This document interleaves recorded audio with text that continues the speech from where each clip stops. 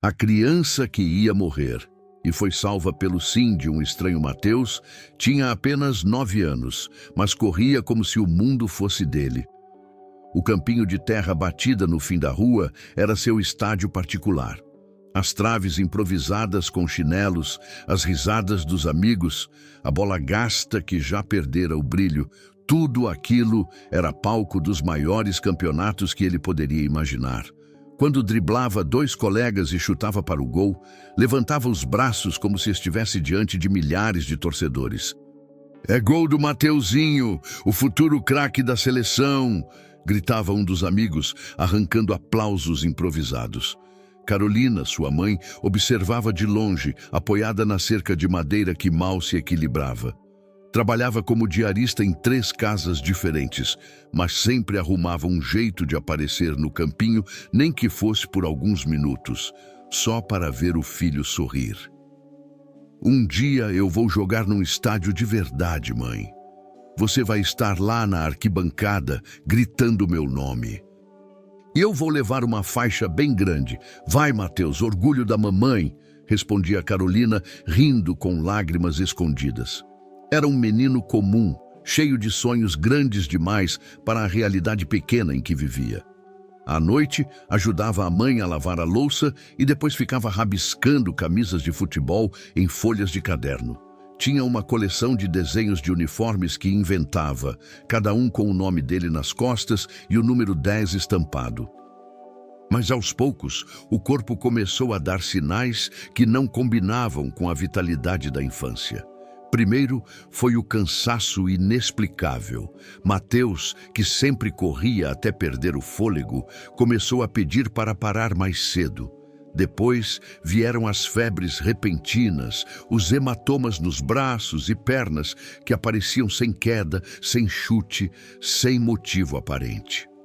Carolina se preocupava, mas tentava se convencer de que era apenas fase de crescimento ou resfriado forte. Até o dia em que ele desmaiou no meio do jogo. Os meninos correram desesperados até a cerca, gritando por ajuda. Carolina largou a sacola que carregava, atravessou o campo com o coração disparado e encontrou o filho caído, pálido, respirando com dificuldade. "Mateus, filho, fala comigo!" chorava, sacudindo-o. Naquele instante, a vida perdeu o som. Só o coração dela batia, descompassado, tentando não acreditar no que via. O hospital público mais próximo o recebeu em emergência. Exames, agulhas, corredores frios. Carolina acompanhava cada movimento dos médicos com os olhos marejados, sem entender nada do vocabulário técnico. Até que, depois de horas, um deles se aproximou com o semblante sério. "Mãe, precisamos conversar." Ela já sabia que nada de bom vinha depois dessa frase. "Seu filho tem leucemia, é um tipo agressivo. A medicação pode ajudar por um tempo, mas..." O médico fez uma pausa que pesou como pedra. "Sem um transplante de medula, ele terá apenas alguns meses de vida." Carolina sentiu as pernas falharem. Precisou se segurar na parede fria do corredor. "Alguns meses? Não, ele tem 9 anos. Ele quer ser jogador de futebol." O médico olhou com compaixão, mas a firmeza não cedeu. "Eu sinto muito. Vamos começar a busca por um doador compatível, mas pode levar tempo." De repente, todo o futuro que Mateus sonhava coube numa frase terrível. "Alguns meses." Naquela noite, deitado na maca branca, ele perguntou à mãe com a inocência de quem ainda não entende o tamanho da sentença: "Mãe, eu vou poder voltar a jogar bola?" Carolina segurou a mão pequena dele, tentando não deixar a lágrima escorrer. "Vai sim, meu filho. Vai voltar mais forte que antes." Mas por dentro, o medo gritava: "E se o tempo não deixar?" Os dias seguintes se tornaram um ciclo de internações, exames, remédios e orações. Mateus já não corria no campinho. Corria apenas contra o relógio invisível que marcava seus dias. Carolina, exausta, dividia-se entre os turnos de faxina e as noites no hospital, Muitas vezes, deixava de comer para que o pouco dinheiro sobrasse para o transporte e as necessidades do filho. No quarto, escondia a fome com um sorriso. Olha, trouxe sua camisa do time. Vai te dar sorte. Mateus vestia a camisa larga e dizia: quando eu melhorar, vou usar essa para entrar em campo de verdade. Mas cada vez que dizia isso, Carolina sentia o peito apertar ainda mais. Porque, segundo os médicos, sem o transplante, o futuro dele estava se apagando a cada dia. E foi assim que a infância de Mateus, tão cheia de sonhos e gols imaginários, foi interrompida por uma doença que não espera. O menino que queria tempo para jogar bola, agora vivia com os dias contados. Carolina sempre foi acostumada ao peso da vida. Desde jovem, trabalhava como faxineira para sustentar a casa. Mas nada, absolutamente nada, se comparava ao peso de ver seu filho de apenas 9 anos definhando em uma cama de hospital. O que antes era só cansaço de corpo, agora era também cansaço de alma. De manhã cedo, ela ainda se levantava para cumprir os turnos em casas de família. Lavava banheiros, esfregava pisos, passava roupas. As mãos, calejadas e queimadas pelo cloro, eram o retrato da batalha diária. Muitas vezes, enquanto lustrava móveis ou enxaguava roupas, os pensamentos fugiam. Será que Mateus já tomou o remédio? Será que a febre baixou? Será que hoje ele vai sorrir um pouco mais? Carregava consigo uma pequena bolsa com marmita improvisada, mas na maioria dos dias não tinha tempo de comer. Comia apenas quando alguém solidário lhe oferecia um prato. Pode levar, Carolina, você está muito magra. Ela sorria agradecida, mas por dentro só pensava: melhor guardar para o Mateus. Depois do trabalho, corria direto para o hospital. Não importava se estava suada, cansada ou com o uniforme ainda úmido de sabão. Entrava no quarto sorrindo, como se não houvesse dor em lugar nenhum. E aí, campeão, como foi o dia? Mateus, mesmo fraco, sempre arrumava um jeito de brincar. Ganhei da enfermeira no jogo da memória. Tá vendo? Ainda sou bom de cabeça. Ela ria, mesmo quando os olhos ardiam de choro. À noite, ficava ao lado dele, ajeitando travesseiros, medindo febre, segurando o baldinho quando os efeitos da quimioterapia vinham fortes demais. Tá doendo, mãe? Eu sei, meu amor, mas vai passar. Eu tô aqui.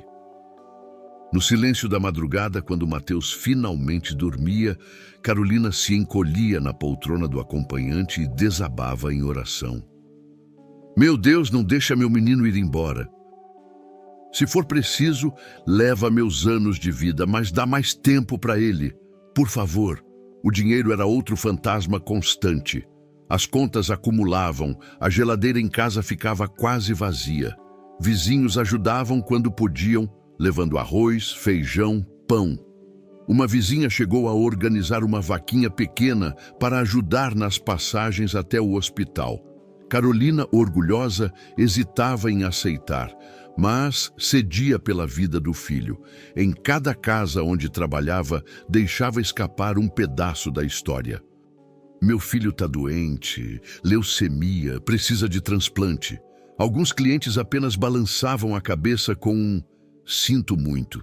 Outros, mais humanos, perguntavam se podiam ajudar de alguma forma, mas no fim, a solidão era dela. O diretor do hospital não usava meias palavras. Mãe, sabemos que o caso do seu filho é grave.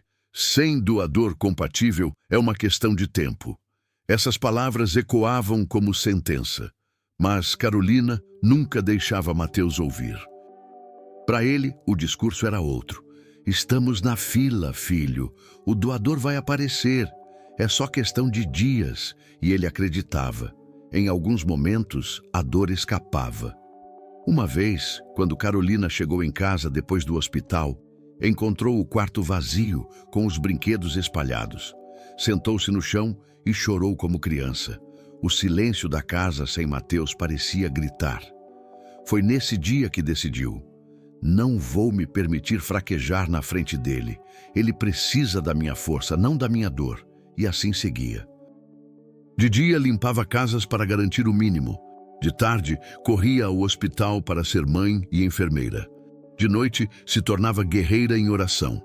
Carolina sabia que seu filho estava com os dias contados, mas enquanto ainda houvesse um único dia, ela faria dele um dia de esperança. Porque para uma mãe, a vida não se mede em diagnósticos. Mede-se em quantas vezes o filho ainda consegue sorrir. As semanas de internação se acumulavam como pedras em cima do peito de Carolina. Cada exame parecia trazer mais perguntas do que respostas. E cada dia de febre em Mateus era como um relógio gritando que o tempo estava se esgotando. Certa manhã, depois de uma bateria de exames, o hematologista pediu que Carolina fosse até a sala dele. O corredor parecia mais comprido do que nunca. O cheiro de desinfetante, o barulho distante das máquinas, tudo parecia conspirar para aumentar o peso daquele instante.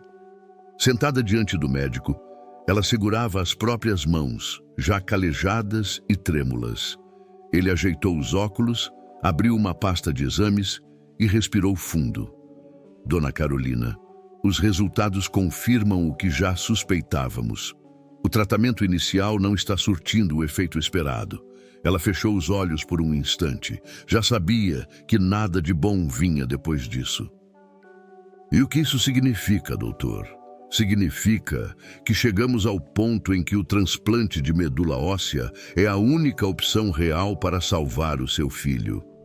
A palavra única ficou ecoando no ar. Era como se todo o hospital tivesse se calado para que ela a ouvisse. E, sem o transplante? Perguntou com a voz quase sumida. O médico suspirou.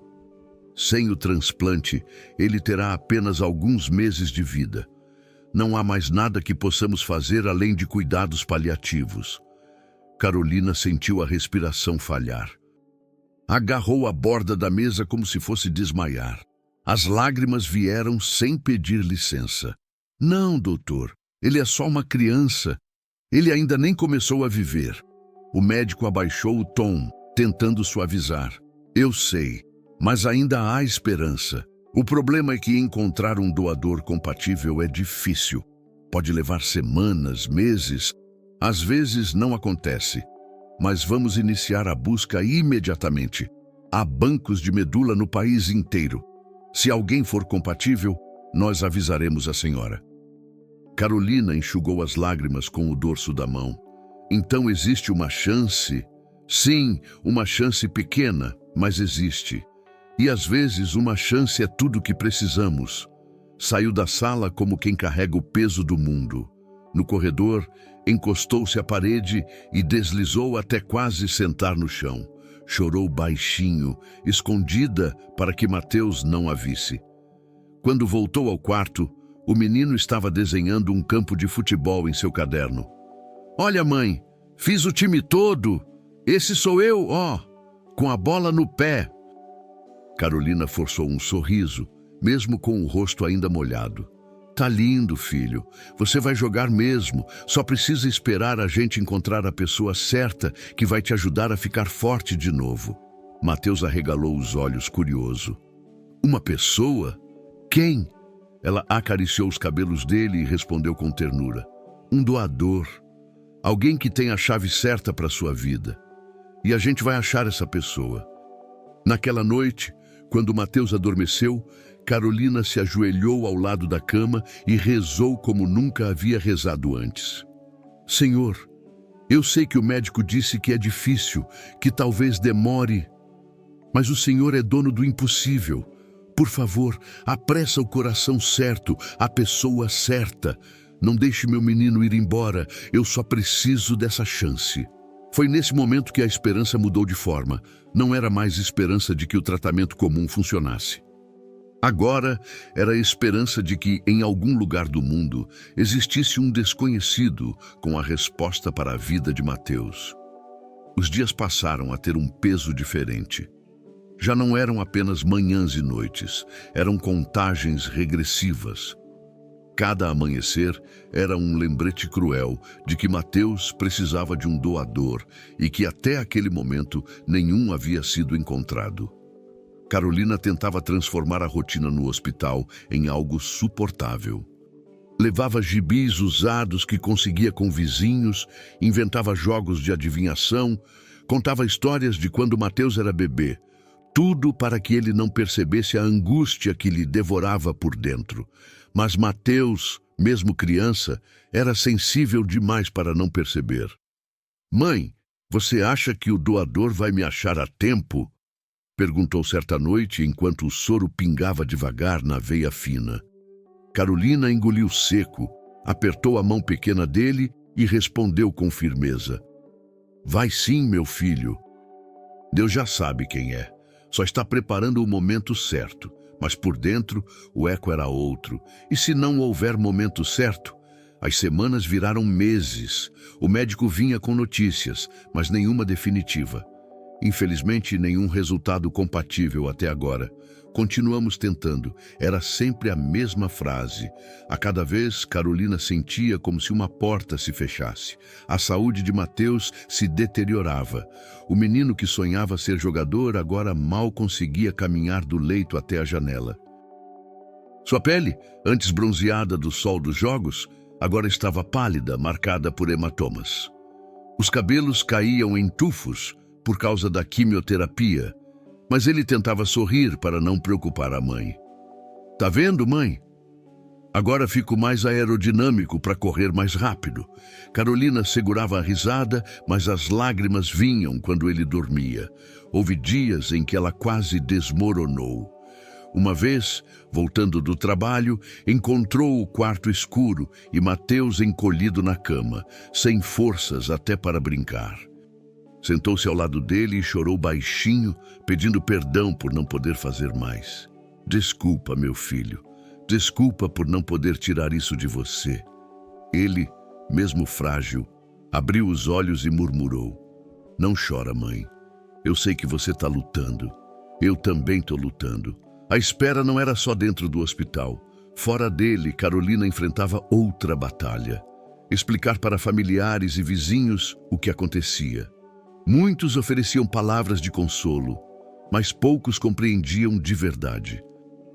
"Deus sabe o que faz", diziam uns.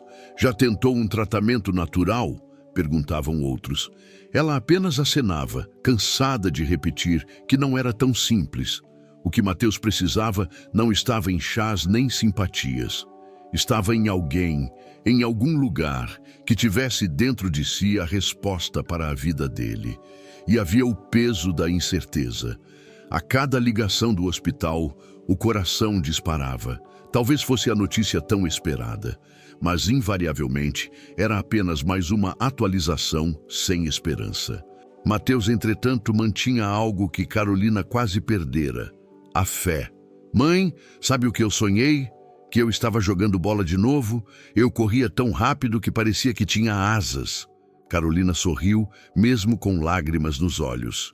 "E você vai correr assim de verdade, meu amor. Esse sonho vai se realizar." No fundo, ela sabia, o tempo estava acabando. E a cada dia sem resposta, a sombra da perda se aproximava. Era o vazio da espera. Um deserto de silêncio, onde a única coisa que restava era acreditar que em algum lugar o milagre ainda estava a caminho. O tempo parecia correr mais rápido do que a fé de Carolina conseguia acompanhar. Os dias se arrastavam em silêncio, mas o corpo de Mateus se tornava cada vez mais frágil. Já não havia forças nem para desenhar os campos de futebol que tanto amava. O caderno, antes cheio de rabiscos coloridos, agora permanecia fechado na gaveta ao lado da cama. As febres vinham com mais frequência. Os exames mostravam índices cada vez piores, e até o simples ato de respirar parecia exigir dele um esforço desumano. As enfermeiras entravam e saíam do quarto com olhares carregados de preocupação, embora tentassem disfarçar diante de Carolina. Foi numa madrugada fria que tudo aconteceu. O monitor cardíaco apitou alto, chamando a atenção da equipe.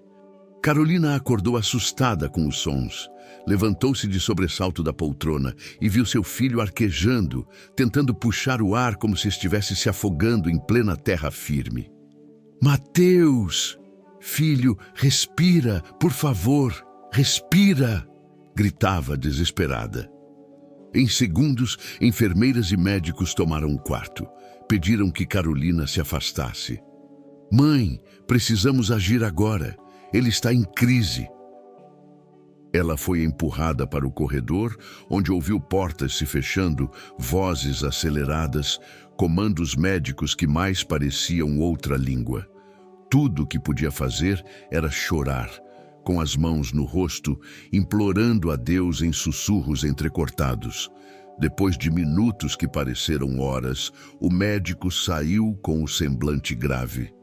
Dona Carolina, seu filho precisa ser levado imediatamente para a UTI. O quadro se agravou. Precisaremos de suporte intensivo. A palavra UTI caiu como sentença. Carolina sentiu como se o chão tivesse desaparecido. Foi conduzida até a sala, mas só pôde ver de longe, através do vidro, Mateus, entubado, cercado de fios e máquinas que piscavam como se fossem guardiãs de sua vida. Ela encostou a testa no vidro frio e deixou as lágrimas caírem sem controle. Meu Deus, não leva ele agora. Não leva meu menino. Eu aceito qualquer dor, qualquer cruz, mas não consigo viver sem ele. Durante dias, Carolina viveu no corredor da UTI. Dormia em cadeiras duras, rezava sem cessar e contava cada batida do monitor como se fosse a prova de que Mateus ainda estava ali, lutando. Médicos passavam com relatórios frios. O quadro é crítico. Precisamos do doador o quanto antes. Amigos e vizinhos se uniram em correntes de oração. Voluntários começaram a compartilhar a história de Mateus nas redes sociais. Um menino com câncer precisa de doador de medula urgente. A história ecoava, mas para Carolina, cada minuto era apenas dor e espera. Às vezes, entrava para ver o filho por poucos instantes, tocava sua mão gelada, beijava sua testa e sussurrava: Filho, a mamãe está aqui. Não desiste, por favor. Aguenta só mais um pouco. O corpo dele parecia frágil demais, quase sem cor, mas em alguns momentos, um leve aperto nos dedos mostrava que ele ainda ouvia, ainda lutava. Foi assim que Carolina entendeu que não estava mais apenas esperando um milagre. Agora, ela estava implorando por um milagre urgente antes que fosse tarde demais. Carolina já não sabia distinguir os dias das noites. O relógio do hospital havia se tornado seu inimigo silencioso, lembrando-a de que cada segundo poderia ser o último de Mateus. A UTI era um mundo à parte. Luzes artificiais, máquinas apitando sem descanso, passos apressados de enfermeiros. Tudo ali parecia frágil, suspenso entre a vida e a morte. Ela permanecia quase imóvel, sentada em uma cadeira fria, com as mãos juntas em oração. Não tinha mais forças para palavras elaboradas. Sua oração era um grito mudo. Senhor, não deixa meu filho morrer. Só mais um dia, só mais uma chance. Naquela manhã cinzenta, o médico entrou na sala de espera com um semblante que Carolina não conseguia decifrar. Já estava acostumada a olhares de compaixão que anunciavam más notícias. Seu coração disparou, preparando-se para o pior. Dona Carolina, podemos conversar um instante? Ela se levantou com as pernas trêmulas, pronta para ouvir outra sentença cruel. Mas, pela primeira vez em meses, a voz do médico tinha um brilho diferente. Encontramos um doador. Por um momento, Carolina não entendeu. Achou que havia escutado errado. Como disse, doutor, encontramos um doador compatível para o Mateus. É quase um milagre, considerando o tempo que estávamos esperando. As palavras ecoaram como sinos em sua mente. Um doador. Compatível. O coração disparou e as lágrimas que antes eram só de dor, agora se misturaram com uma alegria quase inacreditável. Carolina caiu de joelhos no chão, cobrindo o rosto com as mãos. Obrigada, meu Deus. Obrigada, obrigada. O médico a ajudou a se levantar. Ainda temos um caminho delicado pela frente. O doador já foi contatado, aceitou imediatamente e está se preparando para o procedimento. O transplante será arriscado, mas é a única chance real do seu filho. Carolina segurou o braço do médico com força. Ele tem chance, doutor. De verdade? Sim, não posso prometer, mas hoje posso dizer que ele tem uma nova chance. Ela correu até a sala da UTI, pediu permissão para entrar e segurou a mão frágil do filho. Ele estava entubado, mas parecia ouvir. Filho, você vai viver. A mamãe acabou de receber a notícia. Encontraram alguém que vai te ajudar. Você vai voltar a correr, a brincar, a jogar bola. Aguenta firme só mais um pouco. Uma lágrima escorreu do canto dos olhos de Mateus, mesmo inconsciente. Carolina sentiu aquilo como resposta. Ele ainda estava ali, lutando. A notícia se espalhou pelo hospital. Enfermeiras sorriram, médicos trocaram olhares de esperança. Outros pais de crianças internadas se aproximaram para abraçar Carolina. Vai dar certo, vai sim. Do outro lado da cidade, em silêncio, um homem comum chamado André já se preparava para doar. Ele não conhecia Mateus, não sabia sua história, mas decidiu oferecer parte de si para salvar uma vida. Naquela noite, Carolina não conseguiu dormir. Pela primeira vez em meses, não porque o medo a dominava, mas porque a esperança estava forte demais para deixá-la descansar. Passou horas imaginando o rosto desse anjo desconhecido que havia decidido dizer sim à vida do seu filho. Porque quando tudo parecia perdido, o improvável aconteceu. A vida encontrou uma brecha para florescer novamente. André sempre levou uma vida simples. Trabalhava como motorista de aplicativo, acordava cedo, passava horas no trânsito da cidade e voltava para casa cansado, mas com o coração em paz por poder sustentar sua pequena família. Era um homem comum, invisível para a multidão. Mas dentro dele existia uma história que carregava desde a adolescência uma ferida que nunca cicatrizara por completo. Quando tinha 16 anos, sua irmã mais nova, Clara, de apenas 12, começou a apresentar sintomas estranhos. Cansaço, febres, manchas roxas pelo corpo.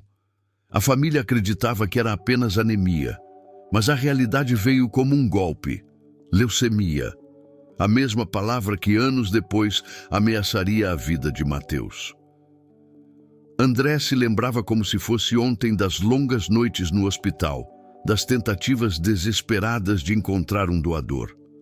Cada telefonema era uma esperança que se apagava. Nenhuma compatibilidade, nenhuma resposta positiva. Clara se enfraqueceu diante dos olhos de todos. André, ainda adolescente, sentia-se impotente. Tentava animá-la com histórias engraçadas, trazia flores do jardim, cantava músicas desafinadas só para vê-la sorrir. "Você promete que vai ficar bem, mana?" perguntava, segurando a mão dela. "Eu vou tentar, mas se eu não conseguir..." "Promete que vai viver pelos dois?" respondia Clara, com a voz fraca. Ela partiu antes dos 13 anos. O quarto ficou vazio, a casa perdeu a cor e André nunca esqueceu a sensação de não ter podido salvá-la. Foi nesse momento que ele fez um voto silencioso. "Se um dia eu puder ser a resposta para alguém, não vou hesitar." Anos se passaram. André seguiu a vida, mas carregava sempre aquela lembrança. Até que, em um dia comum, caminhando por um shopping, viu uma campanha de doação de medula óssea. Cartazes coloridos estampavam rostos de crianças sorrindo. Frases como: "Você pode ser a chance de alguém viver." Ele parou, sentiu o coração acelerar e as memórias de Clara voltaram como ondas. Sem pensar duas vezes, entrou na fila. Fez o cadastro, doou amostras de sangue para análise e, ao assinar os papéis, disse a si mesmo: Clara, dessa vez eu vou estar lá para alguém. O tempo passou. André quase esqueceu daquele gesto, até que numa manhã qualquer, seu telefone tocou. Senhor André, aqui é do Registro Nacional de Doadores de Medula. Temos uma notícia. O senhor é compatível com uma criança que precisa urgentemente de transplante. O coração dele disparou. Ficou em silêncio por alguns segundos, tentando processar a informação. Compatível? Então, eu posso ajudar? Sim, o senhor pode ser a única chance dessa criança viver. Naquele instante, André não pensou em compromissos, em medo de agulhas, em riscos. Pensou apenas no rosto da irmã, sorrindo fraco, pedindo que ele vivesse pelos dois. E agora, finalmente, podia transformar a dor dela em vida para outra criança. Eu aceito. Quero doar. Respondeu sem hesitar, com a voz firme. Ao desligar o telefone, André respirou fundo e olhou para o céu. Clara, essa é por você. Dessa vez, a história vai ser diferente. Enquanto Carolina acompanhava cada minuto da luta do filho, André também vivia seus próprios dias de tensão. Após a ligação, confirmando sua compatibilidade, recebeu todas as orientações médicas, exames detalhados, baterias de análises, entrevistas para garantir que estava apto a doar. No dia marcado, entrou no hospital não como paciente, mas como doador. Mesmo saudável, sentiu o frio na barriga ao vestir a bata azul e deitar-se na poltrona reclinável da sala de aférese. As paredes brancas, as máquinas emitindo bips e os tubos transparentes pareciam lembrá-lo da responsabilidade que carregava. Uma enfermeira sorriu para tranquilizá-lo. André, vai ser simples. Você ficará conectado à máquina por algumas horas. Ela vai retirar seu sangue, separar as células que precisamos e devolver o restante ao seu corpo. Ele respirou fundo, assentiu. Eu estou pronto. Pode começar. As agulhas foram inseridas em cada braço, conectando-o à máquina que começava a pulsar em silêncio. Aos poucos, o sangue circulava pelos tubos, como um rio vermelho correndo para um destino maior. André observava emocionado e pensava: isso que sai de mim agora pode ser a vida que aquele menino precisa. Durante horas permaneceu imóvel, sentindo apenas o fluxo constante. Enquanto isso, técnicos controlavam o processo, monitoravam a pressão, o ritmo da coleta. Cada gota que enchia as bolsas era cuidadosamente contada, registrada, protegida. Ao final, 2 bolsas cheias foram colocadas em caixas térmicas especiais, identificadas e levadas imediatamente ao banco de sangue do hospital. Lá, especialistas separariam os componentes necessários para o transplante de medula. André olhou para as bolsas sendo levadas como quem vê filhos partindo em missão. Eram parte dele, mas já não lhe pertenciam. Agora, pertenciam à esperança de uma criança que nem sabia seu nome. Tá tudo certo, André. A coleta foi um sucesso, disse o médico. Ele sorriu, cansado, mas com o coração leve. Então agora é com Mateus. Eu fiz a minha parte. Naquele momento, André não era apenas um doador. Era o elo invisível entre a vida que se apagava e a chance de um recomeço. No corredor silencioso do hospital, 2 bolsas vermelhas seguiam em caixas térmicas, carregadas com a mesma reverência que se leva uma joia rara. Mas, na verdade, eram mais preciosas que qualquer tesouro. Carregavam a chance de vida para um menino de apenas 9 anos. No banco de sangue, especialistas de jaleco branco as receberam com cuidado. As bolsas foram registradas, analisadas e levadas para máquinas especiais que fariam a separação dos componentes. Ali, cada célula era filtrada, catalogada, preparada para se tornar a ponte entre o corpo de André e o de Mateus. Do lado de fora, ninguém ouvia o som dos aparelhos ou o tilintar metálico dos equipamentos. Mas dentro daquela sala, um milagre científico acontecia em silêncio. Cada célula selecionada era um grão de esperança que logo correria pelas veias de uma criança lutando pela vida. Carolina esperava no corredor, andando de um lado para o outro, sem conseguir se sentar. O coração batia como se fosse explodir. Quando a porta se abriu e uma enfermeira se aproximou, segurando a prancheta, ela prendeu a respiração. "Mãe do Mateus?" "Sou eu", respondeu com a voz embargada. A enfermeira sorriu por trás da máscara. "As bolsas estão prontas. Seu filho vai receber o transplante ainda hoje." Carolina levou as mãos ao rosto, chorou alto, sem vergonha, diante de todos. Abraçou a enfermeira, abraçou até os corredores. "Obrigada, meu Deus. Obrigada por não me deixar perder meu menino." Logo depois, foi autorizada a ver Mateus por alguns minutos antes do procedimento. Ele estava pálido, entubado, mas consciente o suficiente para ouvir a notícia. Carolina segurou a mão dele e sussurrou: "Filho, está pronto. A vida do André vai se encontrar com a sua hoje. Você só precisa aguentar firme." Mateus, com os olhos marejados, conseguiu pronunciar baixinho: "Eu vou lutar, mãe." E então, a preparação começou. Equipes médicas se reuniram, materiais foram checados, os protocolos revisados. Era como se todo o hospital estivesse em movimento ao redor daquele pequeno guerreiro. Naquele instante, Carolina percebeu: o que estava prestes a acontecer não era apenas um procedimento médico.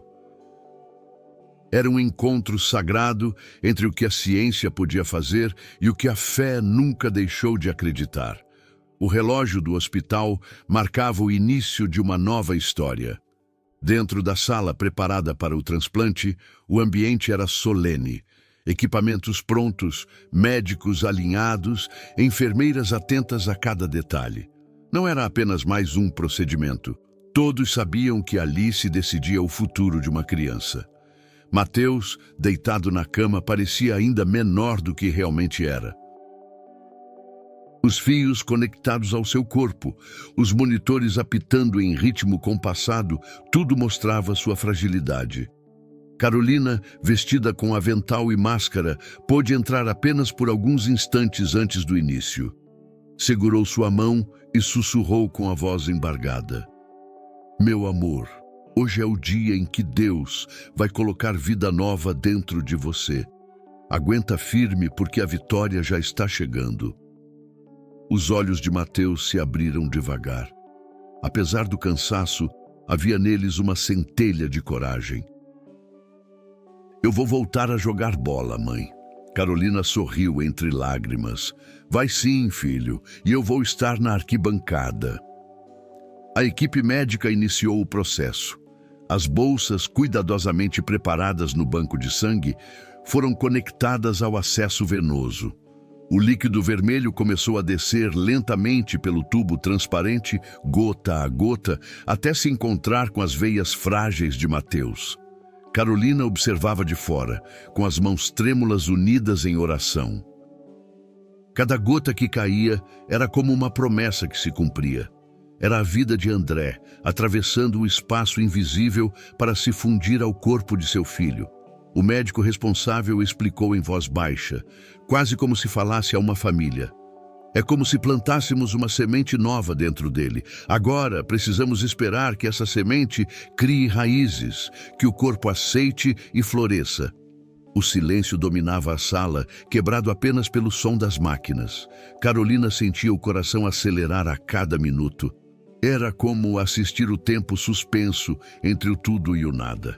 Lá dentro, Mateus parecia tranquilo. Em alguns momentos, fechava os olhos, como se sonhasse. Carolina gostava de acreditar que ele estava sonhando com o campinho de terra, com os gols, com a vida que tanto queria recuperar. Após horas de procedimento, o médico saiu da sala e encontrou Carolina. O rosto cansado carregava uma notícia diferente daquela que ela temia. O transplante foi concluído com sucesso. Agora começa a fase mais delicada, a espera pela aceitação. Carolina desabou nos braços da primeira enfermeira que encontrou. Chorava sem parar, repetindo: "Obrigada, senhor. Obrigada por não deixar meu menino ir embora." Enquanto isso, em outro quarto, André repousava após a doação. Exausto, mas com o coração leve. Não sabia o rosto de Mateus, não ouvira sua voz, mas tinha certeza. Naquele momento, estavam conectados de um jeito que só a vida podia explicar. Era o início de uma nova batalha. Mas pela primeira vez em muito tempo, Carolina e Mateus não lutavam sozinhos. Dentro do corpo do menino, agora corria a vida de alguém que havia escolhido doar esperança. O transplante havia sido concluído, mas ninguém ousava falar em vitória. O corredor da oncologia era silencioso, como se todos soubessem que a batalha ainda não tinha terminado. Os médicos haviam deixado claro: os próximos dias seriam decisivos. O corpo de Mateus precisava aceitar a nova medula. Precisava fazer das células de André a sua própria defesa. Carolina sabia que não poderia comemorar ainda. Mas, no fundo, o simples fato de o filho estar ali, respirando, já era motivo suficiente para agradecer. Passava as horas sentada ao lado do leito, observando cada detalhe. A respiração fraca, o tom da pele, o leve movimento dos dedos. As primeiras horas foram de angústia. Mateus parecia frágil demais. Os aparelhos apitavam em ritmos que assustavam. Carolina se encolhia a cada som, com medo de que fosse um sinal de falha. Rezava baixinho: "Senhor, não deixe o corpo dele rejeitar. Não agora, não depois de tudo." O tempo parecia não passar. Mas no terceiro dia, um pequeno milagre aconteceu. Mateus abriu os olhos, olhou para a mãe e conseguiu sussurrar: "Mãe, água." Foi só uma palavra, uma sílaba curta, mas para Carolina soou como um canto de vitória. As lágrimas rolaram livres e ela agradeceu a Deus com as mãos erguidas. "Obrigada, obrigada, obrigada." Os médicos entraram logo em seguida, verificaram os sinais e um deles disse: "Está reagindo bem. É cedo, mas já é um bom sinal." Nos dias seguintes, outros pequenos milagres se multiplicaram. Mateus voltou a sentir fome. Pediu comida de verdade. Primeiro só algumas colheradas, depois um prato pequeno de arroz com feijão. Cada garfada era comemorada como um gol no estádio que ele tanto sonhava.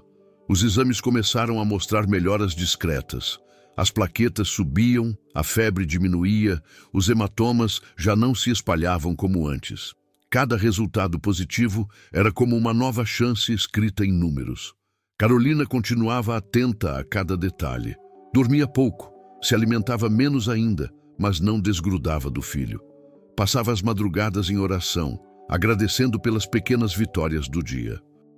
"Senhor, eu sei que ainda não acabou, mas hoje meu filho sorriu, e isso já é o céu para mim."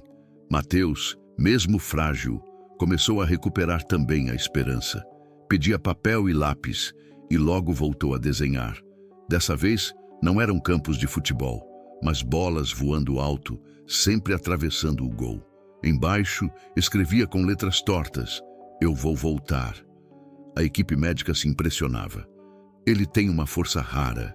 Esse menino não quer desistir." Carolina sorria, sabendo que aquela força vinha não apenas da ciência, mas também de cada oração, de cada lágrima, de cada gota de sangue que alguém havia escolhido doar. O tempo ainda seria longo. Haveria mais internações, mais exames, mais cuidados, mas cada passo era um renascimento. porque às vezes o milagre não acontece de repente.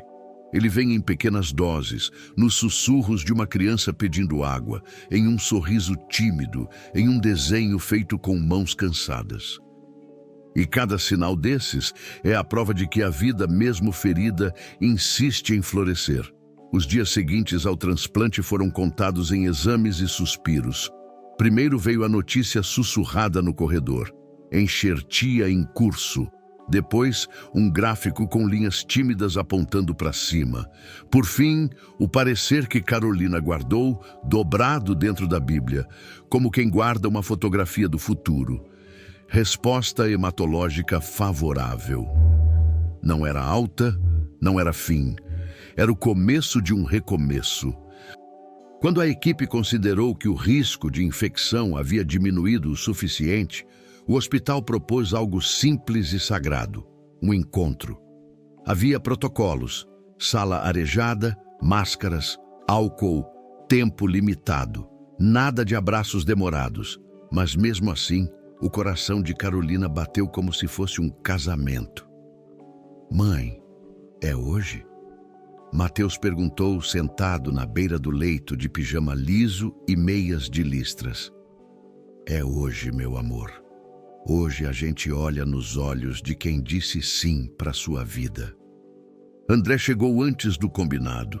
Viera com a camisa social mais simples, as mãos suando dentro dos bolsos. Passou álcool de novo, mesmo sem precisar, conferiu a máscara. Respirou. No bolso interno, um envelope de papel pardo. Dentro, uma foto antiga de Clara, a irmã que partiu, e um bilhete curto escrito na véspera, quase de madrugada. A sala de encontros tinha janela grande e cortina clara. Uma mesa, 2 cadeiras, 2 garrafas de água, um relógio discreto na parede. Quando a porta abriu, Carolina entrou primeiro. Os olhos disseram o que a voz não conseguiu. Obrigada. A palavra saiu inteira, mas parecia pequena demais. Obrigada por não virar o rosto. Obrigada por dividir a vida. Obrigada por... Dona Carolina, Andréa interrompeu humilde. Quem me diz obrigado todo dia é a memória da minha irmã. Foi por ela que eu me cadastrei. Hoje eu só cumpri a promessa. Carolina assentiu, com as mãos no peito, como quem acolhe algo quente. O relógio fez um clique leve. Era a hora de Mateus. Ele entrou com passos curtos, escoltado pela enfermeira. Estava mais corado que semanas atrás, mas ainda frágil como papel fino. Os olhos, porém, eram 2 sóis pequenos atrás da máscara.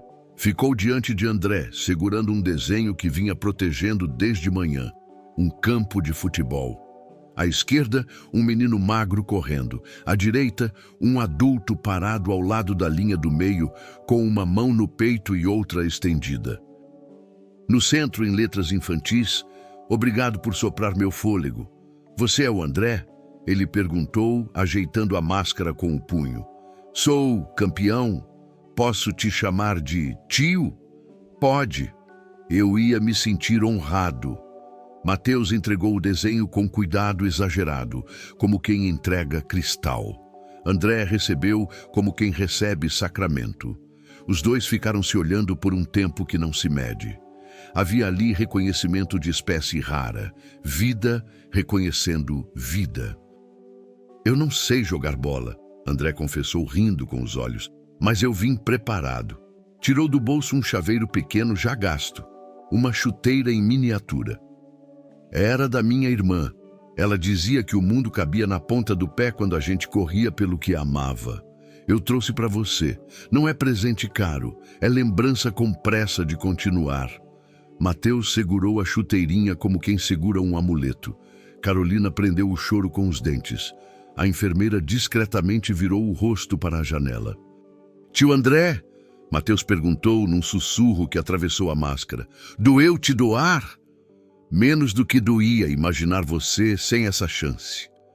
E depois de uma pausa, doer por amor é um tipo de cura. O tempo regulamentar estava acabando. A enfermeira sinalizou com gentileza. André assentiu, respeitando a regra e a delicadeza daquele mundo estéril onde a esperança precisa de luvas. Antes de ir, tirou do envelope o bilhete e a foto de Clara. Colocou o bilhete nas mãos de Carolina. A foto mostrou a Mateus. Essa é a Clara. Quando eu tinha a sua idade e ela a sua coragem, a gente não encontrou quem dissesse sim a tempo. Pensei que a vida tinha me negado um final feliz. Acontece que, às vezes, o final feliz chega atrasado num endereço vizinho. Hoje, ele chegou no seu. Mateus olhou a foto com respeito, como quem apresenta o coração a um santo doméstico.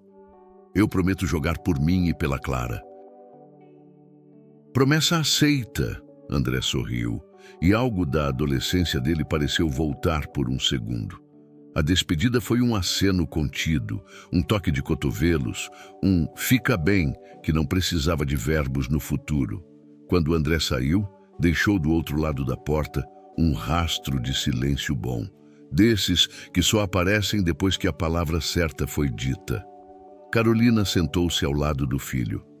Os dois ficaram olhando para a chuteirinha no colo de Mateus e para o desenho agora apoiado na mesa. "De mãe", ele disse sem pressa. "Eu achava que o milagre era só eu sarar, mas o milagre é também conhecer quem fez parte disso.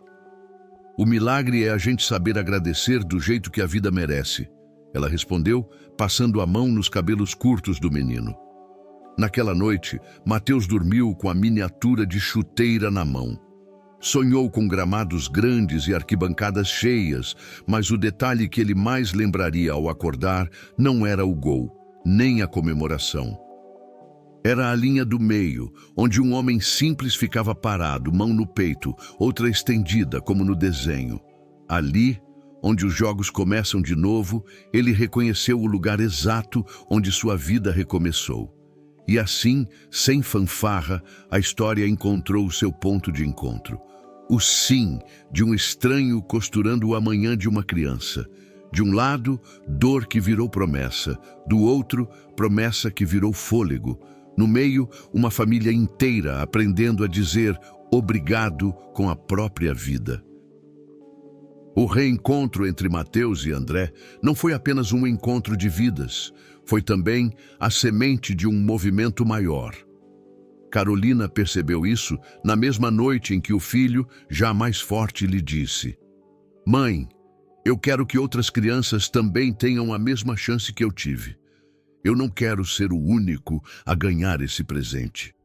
Essas palavras ficaram ecoando dentro dela. Durante meses, mesmo com todas as restrições médicas, Carolina começou a participar de encontros com outras mães no hospital. Muitas viviam a mesma angústia que ela havia vivido, a espera interminável por um doador compatível. Algumas choravam de cansaço, outras se fechavam em silêncio. Carolina escutava cada uma e repetia: "Eu sei o que você está passando, mas também sei que o milagre é possível. Eu vi acontecer diante dos meus olhos. Com o tempo, essa força virou ação." Incentivada pelos médicos e com o apoio de voluntários, ela e André começaram a participar de campanhas de conscientização sobre a doação de medula óssea. Em escolas, igrejas, empresas, praças públicas, onde houvesse espaço para falar, eles estavam lá. André, tímido por natureza, aprendeu a usar sua própria dor como testemunho. Mostrava a foto de Clara, sua irmã, e dizia: "Eu não pude salvá-la, mas quando tive a chance de salvar outra criança, eu disse sim." Você também pode ser esse sim para alguém. Mateus, ainda adolescente, tornou-se um símbolo vivo de esperança. Subia em palcos improvisados e mostrava seus desenhos, sempre com campos de futebol e bolas atravessando as redes. "Eu sou prova de que a vida pode recomeçar. Se eu estou aqui, é porque alguém decidiu doar." Carolina falava com firmeza de mãe que sabe a dor e a glória do caminho. Cuidar de um filho com câncer em hospital público não é fácil. Os custos são altos, a espera é longa, a dor é diária, Mas quando alguém se cadastra como doador, não está só ajudando um paciente, está salvando uma família inteira da escuridão.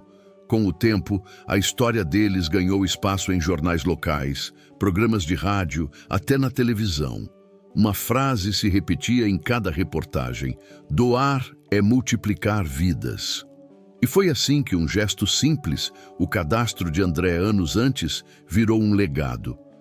A dor que ele carregava da perda da irmã se transformou em esperança para centenas de famílias. A luta de Carolina se tornou inspiração para outras mães. E o sorriso de Mateus, correndo de novo atrás da bola no campinho de terra, passou a ser a prova viva de que milagres existem quando fé e ciência caminham juntas. Porque a vida não termina no fim da dor. Às vezes, é ali que ela começa a se multiplicar. E assim, a história de Mateus não terminou no diagnóstico. Ela recomeçou no sim de um desconhecido. Um homem simples, marcado pela dor de uma perda, transformou sua cicatriz em esperança e devolveu a vida a uma criança que já contava os dias. Carolina aprendeu que milagres não são apenas respostas divinas, mas também escolhas humanas. André descobriu que doar é multiplicar a vida. E Mateus, hoje, é prova viva de que a fé, quando se encontra com a coragem, pode escrever destinos inteiros de novo. Que essa história toque o seu coração e te lembre de uma verdade. Ninguém é pequeno demais para fazer uma diferença imensa. Se essa mensagem falou com você, curta este vídeo, inscreva-se no canal e compartilhe nos comentários. O que essa história despertou em você? Sua interação ajuda essa mensagem a alcançar outras vidas que também precisam de esperança.